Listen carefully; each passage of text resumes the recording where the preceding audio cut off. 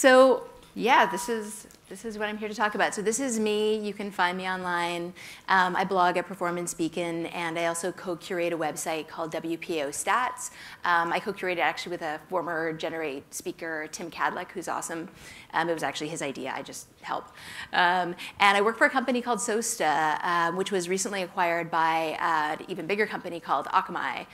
So we kind of like are the Borg of web performance now. And for the past 20 years, I have studied web usability, kind of dating back to early days when I get 20 people in a lab, to now studying billions of user experiences. I'm using massive data sets, which is really, really exciting. But ultimately, what my job boils down to is I'm that super annoying person who hands you the list of all the things you need to fix. So I'm super, super popular, as you can imagine. This is the book that I wrote. It came out last year. You can download the ebook for free at this URL at the bottom of the slide if you are so inclined. And it's basically a distillation of all the research that I've done, all the research that I've read and curated over the past roughly 8 or 9 years that I've been working in web performance. Of course, it came out a year ago, so there's a ton of stuff now that's new and isn't in there, but it's basically a snapshot of everything up until that time. And so what I'm here to talk about today are why performance matters. You're here, so I'm assuming everybody in this room cares about performance. But just to give you a little, just a few case studies of why you should care in case you're kind of on the fence right now. I can't think why you would be. These are kind of some retail case studies that I like to point out just to show the value of investing in not just performance optimization, but also performance measurement, because you can't fix what you don't measure.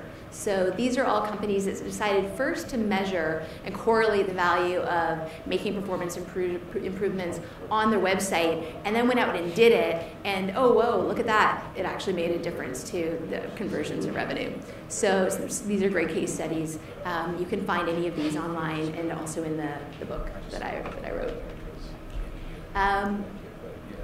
But going a little bit deeper, how many people in this room, I can't actually see very well, how many people were here for Pam's talk a couple of sessions ago?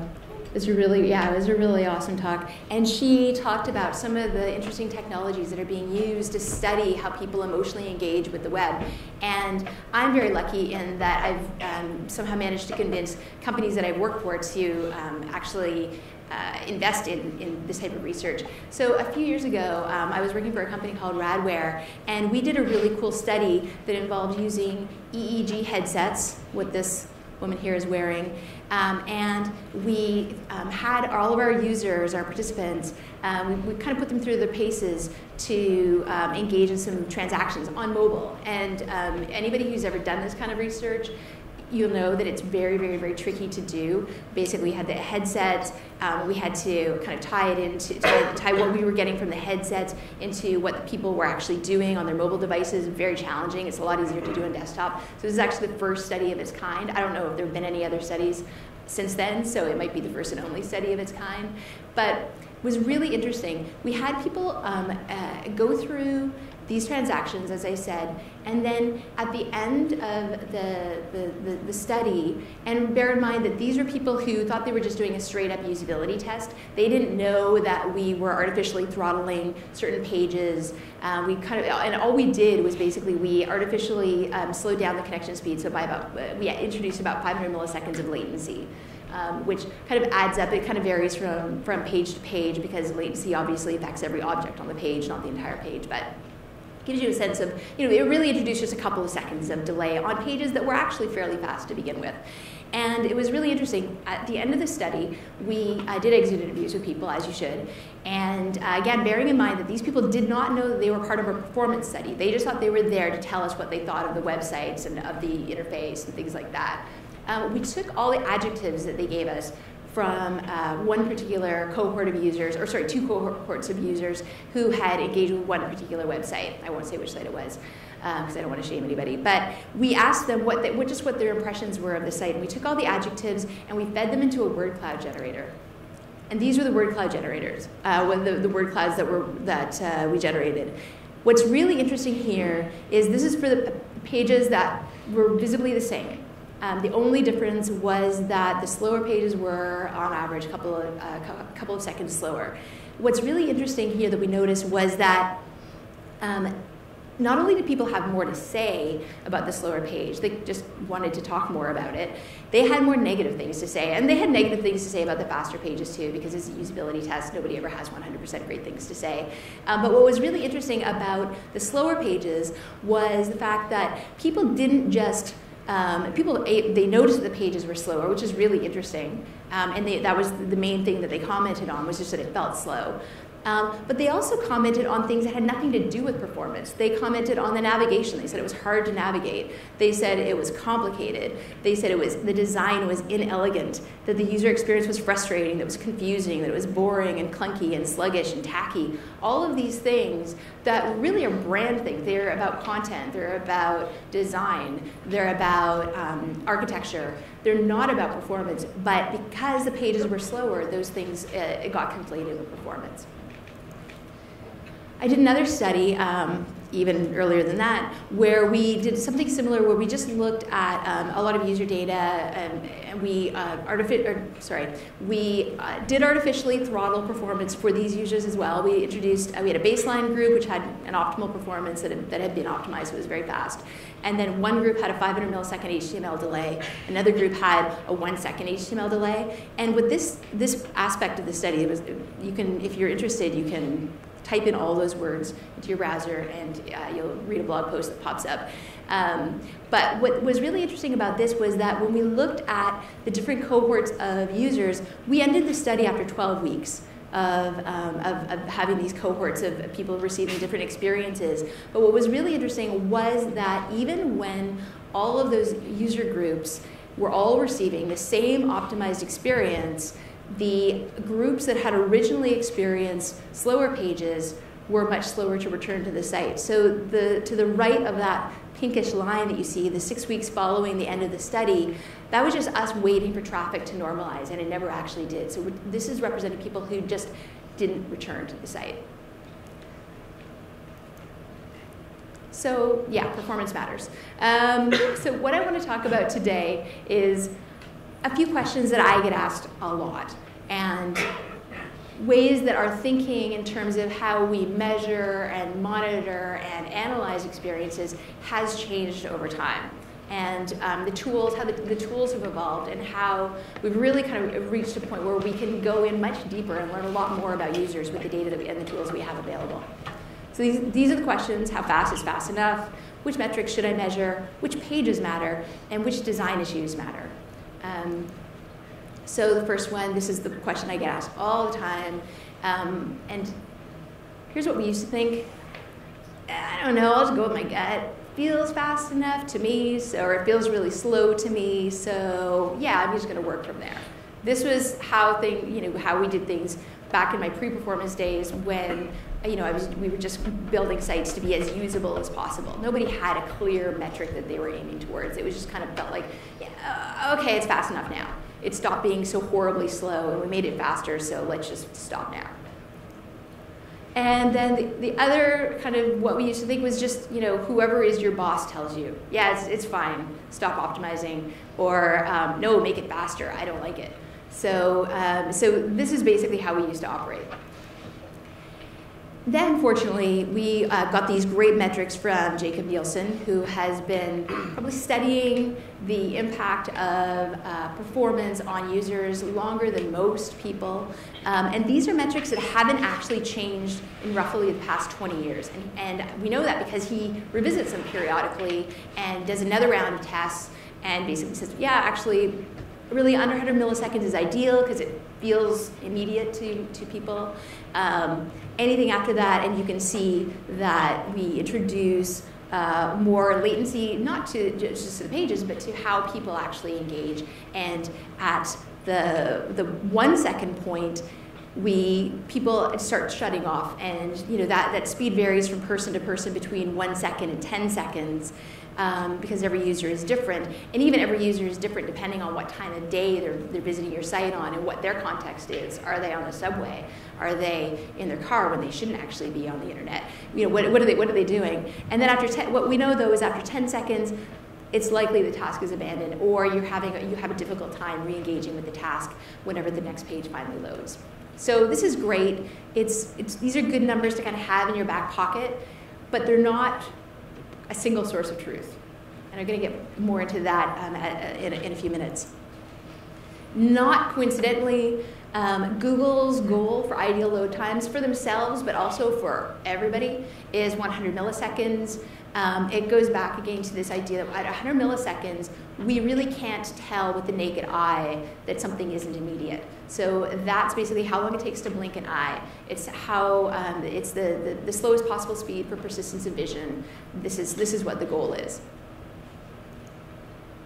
So what we know now about how fast is fast enough is, of course, it depends.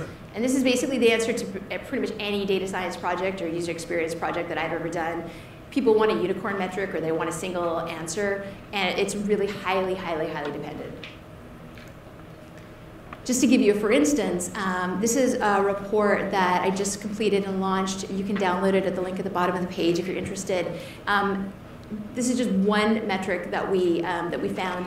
This is looking at 10 billion user experiences for 20 or 30 leading retail websites, all their traffic that we gathered for 1 month and analyzed. And we sliced and diced it a lot of different ways. And this is what we found. These were the optimal load times for peak conversions. So what we found was that peak conversions for desktop was 12.8%. The load time that correlated to that was 1.8 seconds. For mobile, peak conversions was much lower, 3.3%. The optimal load time that correlated with that was 2.7 seconds, and so on. What I don't want people to take away from looking at this kind of research is the fact that, oh, okay, there's my benchmark. I just need to make sure my pages are 1.8 seconds for desktop, 2.7 seconds for mobile, and 1.9 seconds for tablets. That is absolutely not what this research is intended to do. This is benchmark research for periodically, every 6 months, we will revisit this, see if the goalposts have moved at all. And it's interesting. It's to create talking points around what metrics we should care about, but every site will be different. All an average is or a median, sorry, is just the number that sits in the middle of a grand histogram of numbers. So out of 10 billion user experiences, yeah, it's great that we can identify what this median is between all of them, but you actually need to understand all those user experiences. So this is, again, a really interesting metric where we looked at what is the impact of delays. So 100 millisecond delays, 1 second delays, and 2 second delays. And we looked at that, we called the delay, all these metrics came off of what that optimal load time was. So for example, with desktop, it was 1.8 seconds was the optimal load time. Well, what is the impact of 100 millisecond slowdown on that? So you can see, I'm not going to read all these numbers out to you, but you can see that even at 100 milliseconds across this huge swath of user data that we saw changes in conversion rates. 1 second and then 2 seconds, even more so. And again, really, really great numbers to have, not necessarily the right numbers for your site, just good talking points to take back to the people in your company to get them fired up about performance and to get them realizing that they need to measure performance on your own site. So context matters a lot for web performance. So for example, we see this when we compare specialty goods sites versus general merchandisers. As you can see, conversion rates here on the y-axis, conversion rates drop sharply as pages get slower for a general merchandise site. Anecdotally, this feels, yeah, of course, I can go somewhere else to get this product. Why do I need to stay on this page? I'm out of here. Whereas for a specialty goods site, you know, I'm probably going to have to search really hard to find this again. It was a lot of work just to get to this site to find this very weird thing that I'm looking for. So I'm going to wait it out. Same users could have completely different thresholds depending on what they're searching for and where they're searching for it. We also know that patience is context sensitive in the sense of geography. So United States versus Australia. We see that the blue line represents Australia. You know, people just are more likely to wait. This is bounce rate. So we see that bounce rates climb slightly as pages get slower, but in the United States, bounce rates start higher and they climb faster. And why is that? Well, it's because internet in Australia is, from what I hear, is kind of crappy.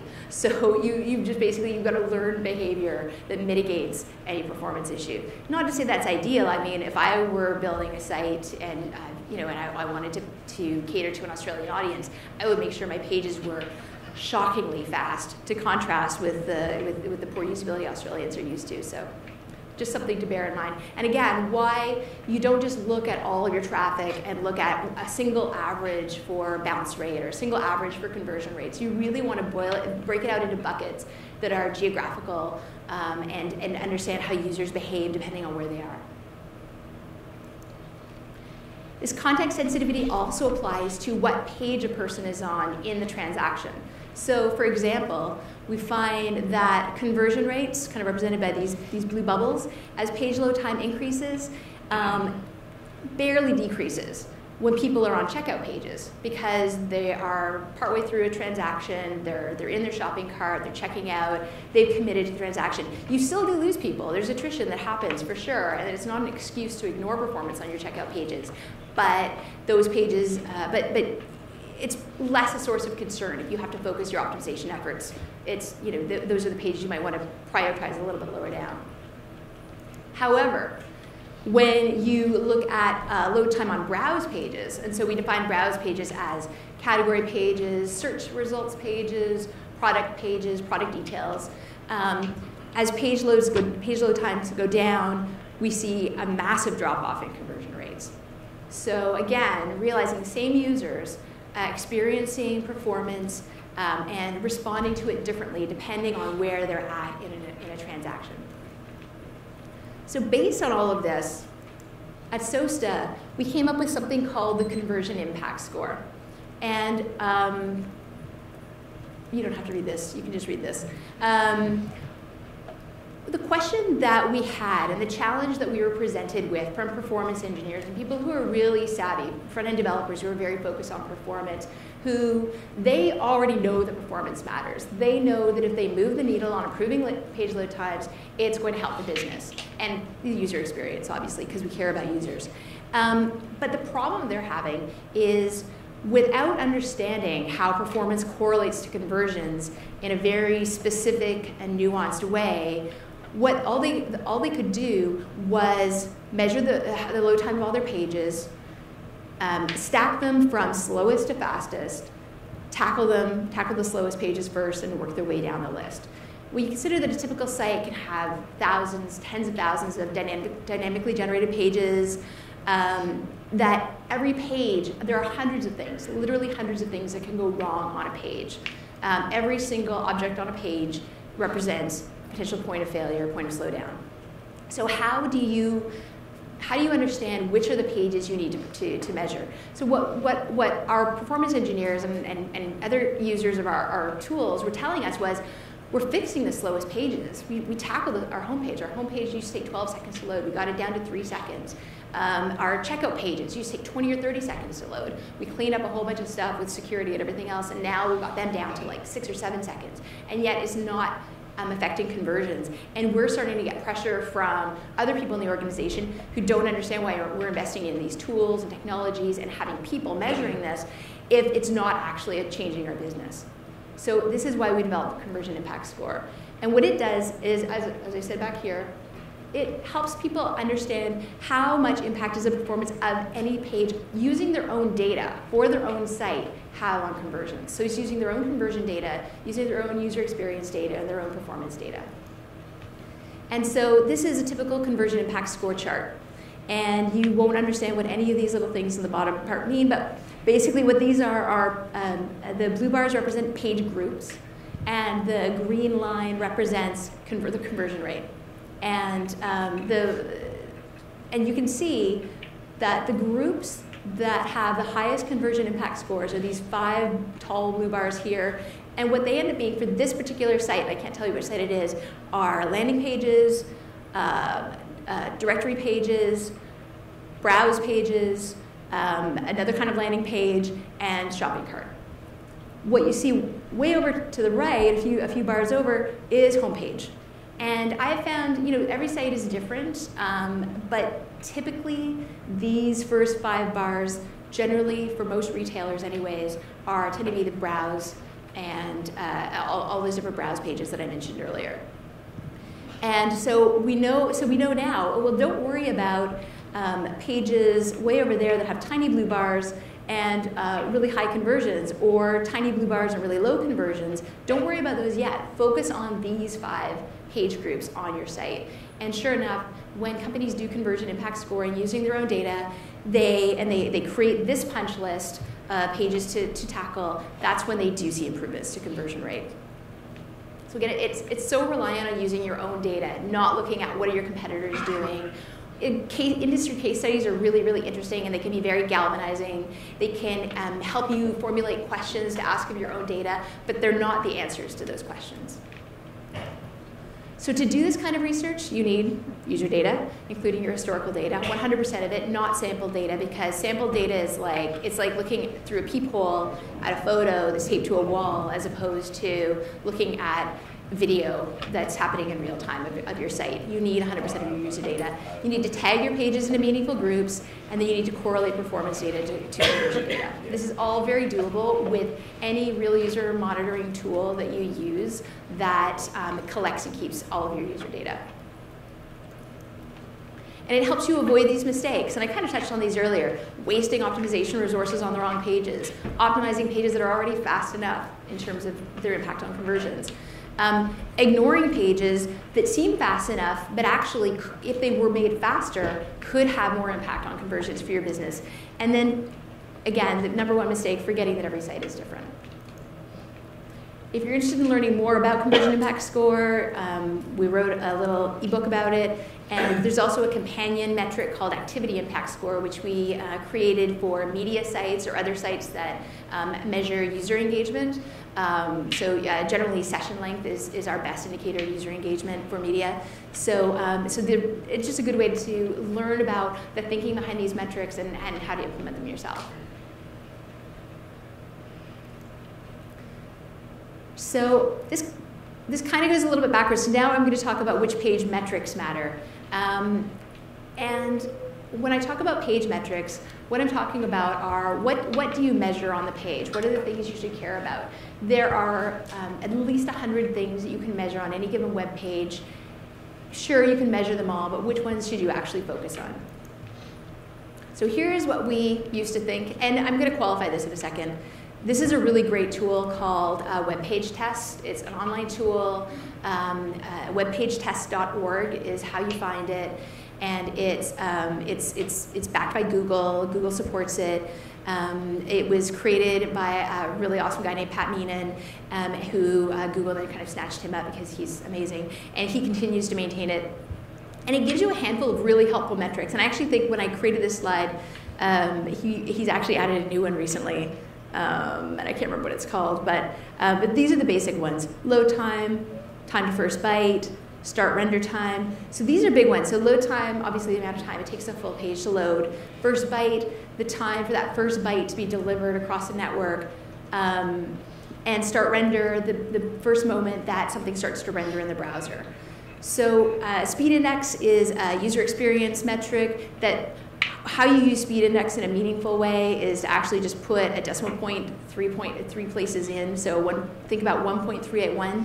That's roughly when the main above the full content has populated in the browser, 1.381 seconds. And then you see some other metrics like the number of DOM elements on the page, which indicates page complexity, the number of requests on the page, which is the number of objects, and the total size of the page in terms of bytes. So this is great. It's a really good place to start. I recommend that everybody, it's a really easy tool to use, and you can use it, you can measure your own pages, you can measure your competitors' pages, you can create really cool side-by-side videos that show your page rendering, kind of frame by frame. You can create a side-by-side video that shows your site alongside your competitor's site. I found those to actually probably be the single most motivating tool I've ever used to convince somebody that they needed to make their site faster. But what we know now is that not every metric matters, but there are metrics that matter more than others, and I want to talk about those a little bit. So again, getting back to Google, Pam talked in her talk about AI.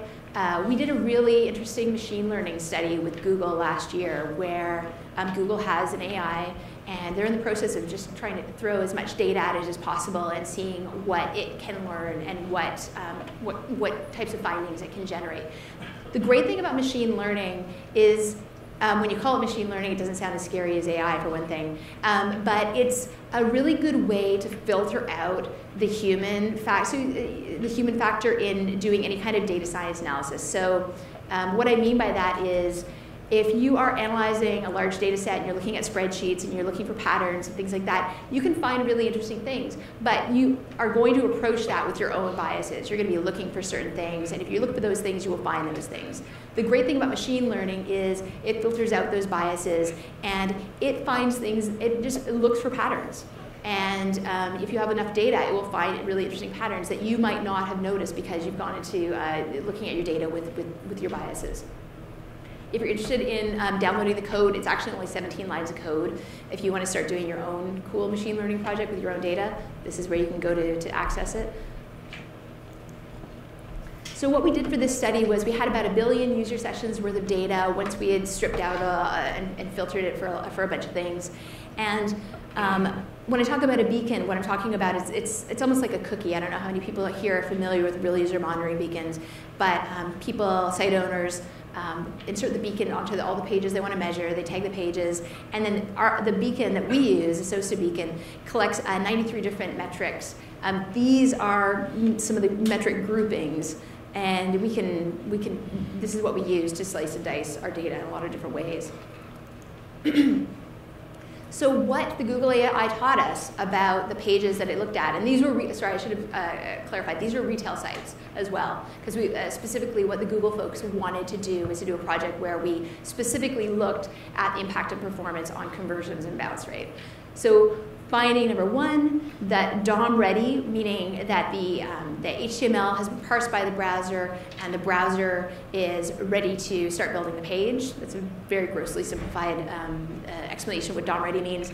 But the two greatest indicators of bounce rate were DOM ready time and average session load time. So not median session load time, average session load time, which is really interesting and not something I would have looked for because as somebody who works with large data sets, I tend to kind of poo-poo averages. But in this case, these were the two most meaningful metrics. So basically we found that if we looked at those metrics, they were able to predict with up to almost 90% accuracy whether or not a session would convert, whether a user would bounce or not bounce from that session. So you can see that probability kind of increasing across the graph. Finding number two, start render time is important. It's super important. So one thing to clarify is that first paint or time to first byte is another metric that I talked about earlier, is not the same as start render. What we found is that time to first paint, time to first byte, they can tell you other things about what's going on with your systems. They can tell you if you have problems at the back end, that sort of thing. They can't tell you anything particularly meaningful about the user experience. And yet we see first paint and time to first byte used as user experience metrics, sometimes by people who believe, because it feels truthy, that these metrics kind of correlate to user experience. They don't.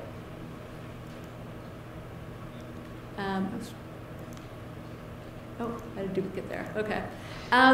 So a really good use case for this is Amazon. Amazon, if you actually use web page test, measure a bunch of Amazon's pages, what you'll find, this is a trend, it's not necessarily truthful every single page, but analyzing a lot of pages on Amazon, Amazon doesn't care that much about page size, and it doesn't seem to care that much about total load time. Because total load time can be inflated by things like having a lot of below the fold content, a lot of third-party stuff that's happening in the background. What Amazon seems to care about, if its visible metrics or anything to go by, are start render and performance on repeat views. And you can see examples of this here. This is just a lot of web page tests for Amazon versus a bunch of other retailers who I blanked out here, so because I don't want to name anybody. But when you look at the total page size and the number of DOM elements on the Amazon page, super huge, super complex. If you look at total load time, not great. Every other site, didn't do particularly well on load time as well, but Amazon's is not great. It's start render, and then on the second line, repeat view, where you can see that they've really worked hard to make those pages as speedy as possible and that they're rendering in the browser as quickly as possible. Because Amazon knows, because they do this type of data science work on an ongoing basis, that those are the metrics that matter to their business the most. If they can make start render time as fast as possible, if they can make repeat views, because something like 70% of Americans are Amazon Prime members, or some crazy number like that, repeat views really, really matter to Amazon.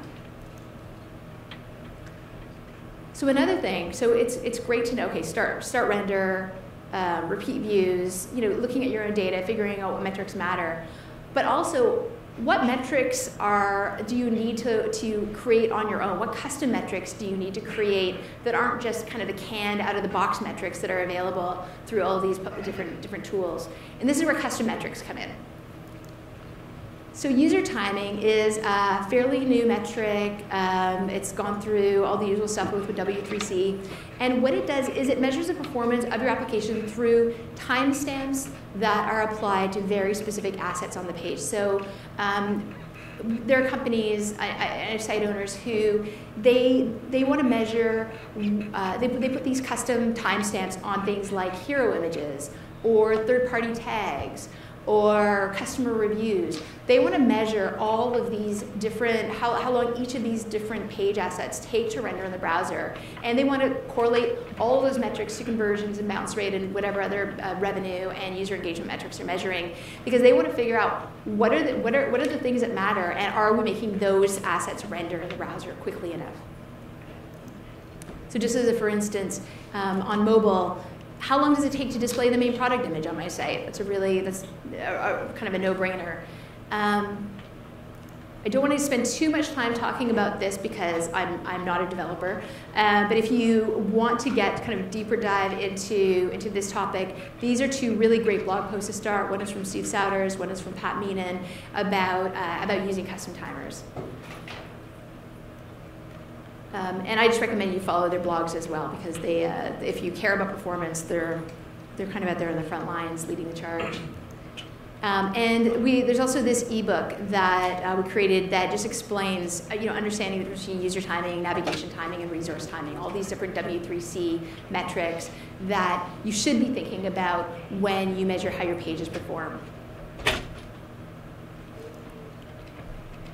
So we've talked about which pages matter, how fast is fast enough, which metrics matter, and now kind of getting down really into the nitty-gritty. So you've figured out, okay, well, these metrics matter for my site, they matter on this page, this is how fast is fast enough for my particular business. But so then now, how do you measure which design issues on those pages that you care about are the ones that you need to address? So what we used to think were size, page size is obviously a really huge design issue. Pages have, how many people were online in 1995? How many people were grown-ups in 1995? Okay, yeah. So I remember these pages. They were gray, and they sometimes had a picture. And I remember when centering text was a really big deal. That was really exciting. The first site I worked on that didn't have a gray background, it had a light yellow background. That was the Uber.com. I can talk more about that later. But anyways, so pages have exploded since then. I don't even know by what order of magnitude. I used to calculate the percentage, and it's just like absurd percent. This is according to HTTP archive data that I just took a couple of days ago. This is for the top 1,000 sites. So the top 100 sites are a bit leaner than this, just over 2 megs. The top, like all the sites that the HTTP archive measures are even bigger. There's something like 2,800 kilobytes. Pages are just massive. We've got huge images on them. We've got rich text. We've got third-party scripts, coming out of the wazoo. Pages are huge. And so it used to be just, okay, make your pages smaller. assign a performance budget to your pages, make it a, like kind of dogma in your company, no page can be larger than 1 meg in size or something like that. And a lot of companies do that, and it's helpful. It's a way of starting to corral things in, but it's not a standalone solution. I was talking about images right now for the top 1,000 sites that the HTTP archive measures. Images are about 54% of total page weight. That's a lot. If you look at all the sites that the HTTP archive measures, it's something more like about 2/3 because people aren't optimizing images as they should be. And of course, third-party scripts. So third-party scripts represent probably the single greatest potential point of failure on pages, and it's amazing what a wild west it is out there. There are tag management tools that you can use, of course, and you should use, but people think that they're kind of a cure-all, kind of a silver bullet. We use a tag manager. If you don't use your tag manager right, the tag manager can become part of the problem instead of part of the solution. So you need to be really vigilant about third parties. So none of these things have really changed, but we know more. So going back to the research that we did with Google, we found that pages with more scripts are less likely to convert. So by that I mean JavaScript and including third-party scripts, but not limited to third parties. They're less likely to convert. So this is where we saw basically where the drop-off happened in conversion probability was at about 160 scripts, boom. And that's all the total number of scripts on the page. You might think that's a crazy number of scripts. You wouldn't believe how many sites I see that have way more than this number on their pages. Media sites particularly, there are a few leaders who are kind of out in the forefront, like The Guardian, Financial Times, that are rating that in, but it's still a really, really big problem. Third parties are an ongoing issue. Again, media sites particularly, but retail sites are not far behind. It's not rare to see a site that has more third-party tags in terms of page resources than anything else on the page. 3/4 of the resources on the page are third-party scripts, and that is a limiting factor for conversions. We also found in the Google study that sessions that convert have fewer images than sessions that don't. So just looking at this, you see the unconverted pages there on the right had the median number of scripts was 31. For the converted pages in a session, a median number of images is 31. Median for the converted pages was 19. So that's a pretty big difference. And again, this isn't a benchmark. I'm not expecting people to go out and say, oh, okay, we need to get our images down to 19 images per page. This is just food for thought to fuel your own research into, well, how does performance look on my site? We also know that image format matters. So again, Pamela earlier was talking about using facial action coding software. We did a study like this a few years ago when I was at Radware, where we were actually testing a new image format. So original was the baseline format. Perfect image was our proprietary new image format that we were developing, and PJ stands for progressive JPEG. So our expectation when we went into this study was that at the time, progressive JPEGs, where everybody was talking about progressive JPEGs, like, oh my God, yeah, they're going to save us all. We need our images to load progressively. That's going to deal with our image problem. And so when we went into this study that used facial action coding, facial recognition software to actually track people's responses to images on pages that loaded in different formats, our expectation was that perfect image was going to come out ahead, which it did, because it was just simply faster. Then we expected progressive JPEGs to be second, and the baseline images to be a distant third, because our dogma at the time was that baseline images, get out of here. And in fact, it was quite the opposite. And when we took our results, and this is a repeatable study, these were repeatable results. And when we took our findings to a neurologist, he basically said, yeah, the problem with this, with progressive JPEGs, as we explained it to him, was that people don't have the mental bandwidth to wait for an image to load twice. It uses up brain glucose, makes us crabby. We don't like it. So I see I'm kind of running out of time, so I'm going to blaze through this incredibly quick case study. It's only 2 slides. So just as a quick for instance, so fanatics.com, they sell sports-themed apparel merchandise. And they did a really simple optimization sprint where all they did, where they mostly tackled 2 main images and then a bunch of little minor trivial things around image quality compression and image sprite an image sprite that was blocking the page load. And what they found, when they compressed images, they got images down to 52% of total page weight, which is great. They killed this sprite that was really hurting, that was blocking the page from rendering. And I won't get into what a sprite is. It's something you can easily look up if you're not familiar with it already. And they simply made a 2-second improvement in the median page load times for their site, and they almost doubled mobile conversions. This is a company that does more than 50% of its business on mobile. So for them, this is a really huge coup to make this kind of change. They couldn't have done this looking at how other sites performed. They needed to use their own data to do it. So takeaways, I'm not going to read all of these. What I want you to understand is that you need to look at your own data. I've harped on this enough. You can't optimize everything. It's impossible. Fix what you can. Measure everything. Keep an eye on things because it's a constantly moving target. And understand that even little changes you can make a really huge difference. Thank you very much.